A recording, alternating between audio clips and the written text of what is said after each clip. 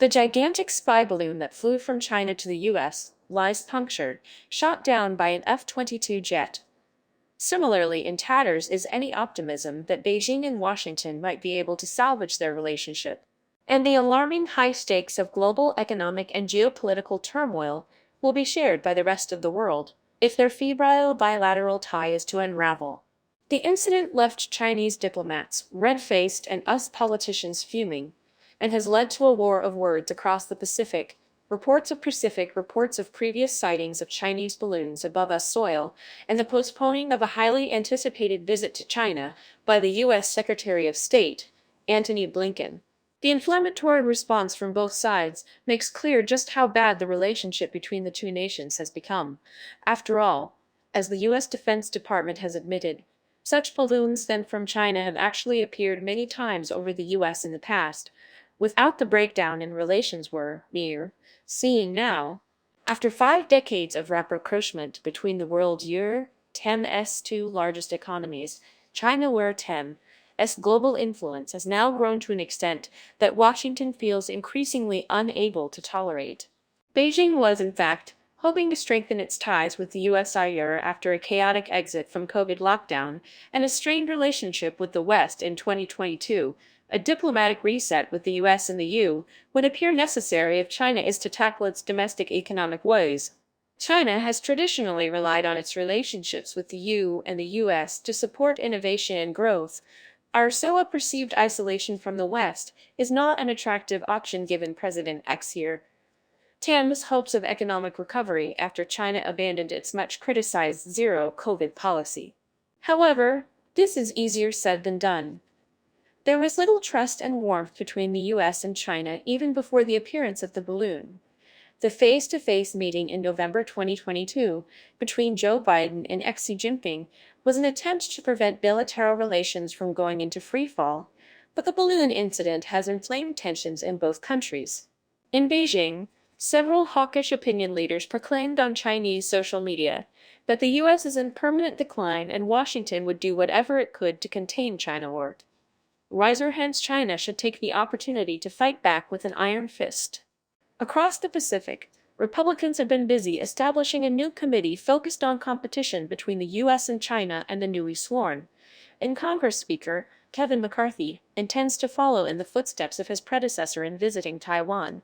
Such a move will surely ruffle feathers in Beijing. The Biden administration cannot afford to look weak on China in the eyes of Republicans, nor can it, in this toxic political atmosphere, allow foreign forces entering its skies or a clear infringement of its airspace and potentially international law or to go unchallenged, as Biden set out in his State of the Union address. The benefits of many fundamental elements of the U.S.-China relationship, such as trade and investment, have been rapidly diminishing as a result of Chinese companies' and increasing commercial competitiveness and generous subsidies from Beijing. In military and technology terms, the two countries have become ultra-competitive rather than needing to work together. 2 successive US administrations have waged a tech war against Beijing, believing that the US must have a technology monopoly in China, despite its vastly different culture and political system. Innovation and technological prowess are at the core of Xi Team's third-term vision that assumes precarious bilateral relations with the US are here to stay. Accelerated domestic innovation is intended to reshape TEM's industrial production and supply chains, which for now remain exposed to risks from overseas suppliers and vulnerable to shifting geopolitical trends. The relationship between the countries has transitioned from the cooperation and relative stability of the early 2000s into one characterized by volatility and competition. Until Xi was faced with TEM's post-endemic economic challenge, the two countries simply had TEM to need each other like they once did. Meanwhile, other grievances have been mounting from disputes over the truth of certain events, to blame over perceived wrongdoings, such as the origins of the COVID virus, COVID travel restrictions, war on Ukraine, and a lack of frequent war on Ukraine and a lack of frequent face-to-face meetings between the two leaders have likely worsened matters. It would be naive to assume that even before the balloon saga, Beijing and Washington could have eased tensions simply by a face-to-face meeting or a short visit by Blinken. However, the desire to create a stable external environment to allow for domestic economic development still offers an opportunity for diplomatic reconciliation with the US and the EU.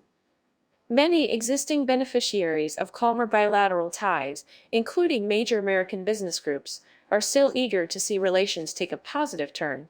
However, Biden might have little political space to allow diplomacy under pressure from a Republican majority Congress, and may end up escalating the matter further.